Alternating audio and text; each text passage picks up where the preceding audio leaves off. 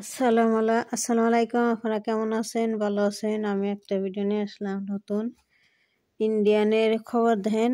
আমার বাংলাদেশের হিন্দুরা তো কত শান্তি আছে, আর ইন্ডিয়ান আগো মুসলমান অশান্তিতে আছে। মসজিদ ভেঙে হালাইছে, ভেঙে তছনছ করে হালাইছে। তো আমি আপনাকে দেখাই, আপনারা দেখেন।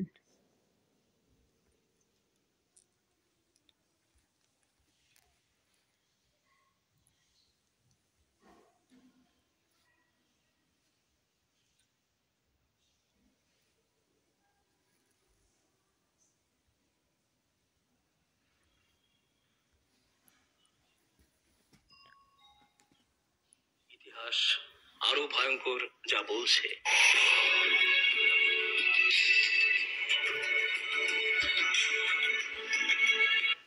যেন প্রতিদিনের ভারতে চলছেই মসজিদ ভাঙার উৎসব।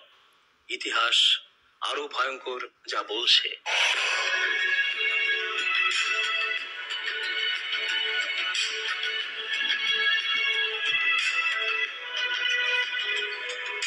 আসসালামু আলাইকুম প্রিয় দর্শক, আশা করছি আল্লাহ পাকের রহমতে ভালো আছেন। চেঞ্জ টিভির আন্তর্জাতিক চোখ অনুষ্ঠানে আমি জে রতন স্বাগত জানাচ্ছি আপনাদের সকলকে। যে যাই বলুক, ভারত তার নিজস্ব জেদে অটল। সরকার, দল, আইন সবকিছু কাজে লাগিয়ে রাষ্ট্রীয়ভাবে চালিয়ে যাচ্ছে মসজিদ ভাঙার আয়োজন। সংখ্যালঘুদের ওপর তাদের নির্যাতন যেন প্রতিদিনের সাধারণ ভাত মাছ রুটির মতো। ভারতের উত্তরপ্রদেশের ফতেহপুর জেলার ঐতিহ্যবাহী নুরি মসজিদের একটি অংশ ভেঙে দেওয়া হয়েছে। গত মঙ্গলবার স্থানীয় প্রশাসন ব্যাপক নিরাপত্তা ব্যবস্থার মধ্যে 185 বছরের পুরনো এই মসজিদটির পেছনের অংশ বুলডোজারের সাহায্যে গুঁড়িয়ে দেয়। স্থানীয় প্রশাসনের দাবি, মসজিদটি 2-3 বছর আগে বেআইনিভাবে নির্মিত হয়েছিল। মসজিদের কারণে পাশের বান্দা বাহরিজ হাইওয়ের সম্প্রসারণ কাজও বাধাগ্রস্ত হচ্ছে।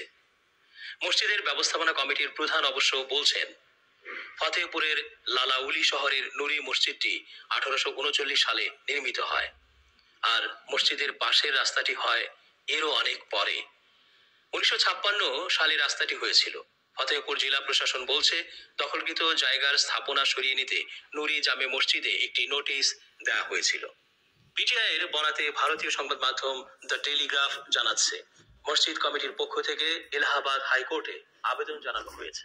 আদালত আগামী 12 ডিসেম্বর পিটিশন গ্রহণ করবেন বলেও জানিয়েছে মসজিদটির ব্যবস্থাপনা কমিটি।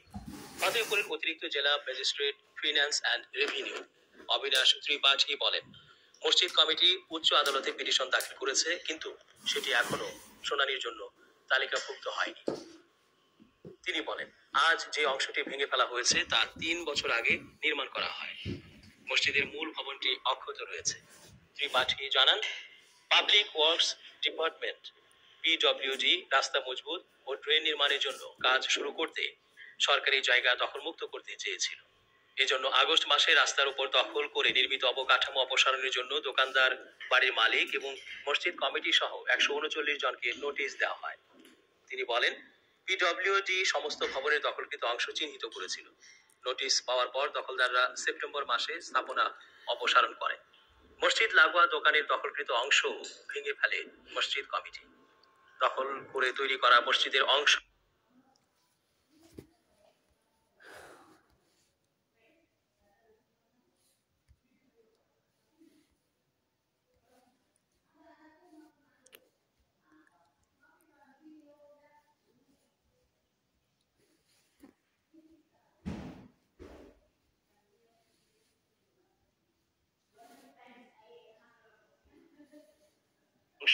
ভেঙে ফেলে মসজিদ কমিটি। দখল করে তৈরি করা মসজিদের অংশ সরিয়ে ফেলার আশ্বাস দিয়েছিল তারা, কিন্তু তারা তা করেনি। বিগত কয়েক বছরের ইতিহাস থেকে জানা যায়, ভারতে সংখ্যালঘুদের ওপর হামলা ও নির্যাতনের ঘটনা চরমে পৌঁছেছে বলে উদ্বেগ জানিয়ে সরকারের উদ্দেশ্যে একটি খোলা চিঠি লিখেছিলেন দেশের কয়েক ডজন সাবেক আমলা। পশ্চিমবঙ্গের শ্রমিক মোহাম্মদ আফরাজুলকে রাজস্থানে পুড়িয়ে মেরে ফেলা, গোরক্ষকদের তাণ্ডবে পহেলু খান বা উমের খানদের মৃত্যু, কিংবা হরিয়ানায় কিশোর জুনেইদ খানকে ট্রেন থেকে ফেলে দিয়ে হত্যা, এই জাতীয় বহু ঘটনার উল্লেখ করে তারা সরকারের কাছে এর প্রতিকার দাবি করেছেন। আর এই চিঠিতে সই করেছেন এমন 67 জন, যারা সবাই কর্মজীবনে রাষ্ট্রের বিভিন্ন গুরুত্বপূর্ণ পদে ছিলেন। কিন্তু কেন এই সাবেক আমলারা এমন একটি চিঠি লেখার মতো বিরল পদক্ষেপ নিলেন? নরেন্দ্র মোদী সরকারের উদ্দেশ্যে লেখা এই খোলা চিঠিতে যারা সই করেছেন তারা প্রত্যেকেই ভারতের অ্যাডমিনিস্ট্রেটিভ, পুলিশ ও ফরেন সার্ভিসের প্রাক্তন কর্মকর্তা। সাবেক আমলা, কূটনীতিক বা পুলিশ অফিসাররা অবসরের পর একজোট হয়ে সরকারের বিরুদ্ধে মুখ খুলছেন, এমনটা ভারতে খুব একটা দেখা যায় না। কিন্তু এই উদ্যোগের অন্যতম প্রধান কারিগর ও পশ্চিমবঙ্গের সাবেক মুখ্য সচিব অর্ধেন্দু সেন বলছিলেন, সরকারের নীরবতায় তাদের বাধ্য করেছে এই ধরনের চিঠি লিখতে। সেন জানাচ্ছেন, প্রথমে তারা 8-10 জন মিলে 2017 সালের জুন মাসে সরকারকে এই বিষয়ে একটি চিঠি লেখেন। পরে দেখা যায় প্রতিরক্ষা বাহিনীরও শখানেকেরও বেশি সাবেক কর্মকর্তা একই ধরনের একটি চিঠি প্রস্তুত করেছেন। তখন থেকেই দুই গোষ্ঠী হাত মিলিয়ে সংখ্যালঘু নির্যাতনের বিরুদ্ধে ধারাবাহিকভাবে নানা কর্মসূচি নিচ্ছেন। আসলে গত 2-4 বছরে যেসব কাণ্ড কারখানা চলছে তাতে আর চুপ থাকা যাচ্ছে না। আমরা আমাদের কাজ করছি, যদিও সরকারের কাছ থেকে কোনো সাড়া পাইনি। তবে বহু লোক আমাদের অভিনন্দন জানাচ্ছেন।